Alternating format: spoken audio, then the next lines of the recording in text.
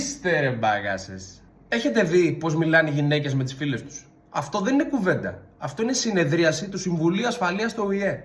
Θα αναλύσουν ένα μήνυμα 5 λέξεων για 4 ώρες. Γιατί της έστειλε emoji καρδούλα και όχι φωτιά, γιατί της είπε θα δούμε, γιατί το είδε και απάντησε μετά από 12 λεπτά. Μιλάμε για ανάλυση που ούτε η CIA, ούτε η KGB, ούτε η μάνα μου όταν έψαχνε να δει που έχω κρύψει το βαθμό της φυσικής δεν έχουν κάνει.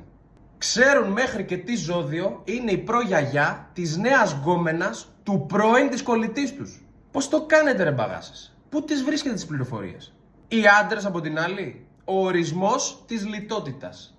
Βρίσκονται δύο κολλητοί μετά από ένα μήνα που έχει καεί το σύμπαν στις ζωές τους. Τι λέει ρε? Καλά εσύ? Εδώ μωρέ, χώρισα, απολύθηκα και πήρα και καινούργια αμάξι. Α, ωραία. Πάμε για καμιά μπύρα?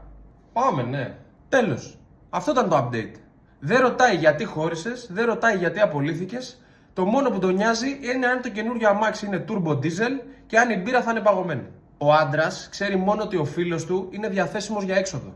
Η γυναίκα ξέρει το DNA όλης της γειτονιάς πριν καν έρθει ο κατάλογος για τον καφέ. Εάν αυτό το βίντεο σου θύμισε κάποιον, τάγκαρε τον κάτω στα σχόλια.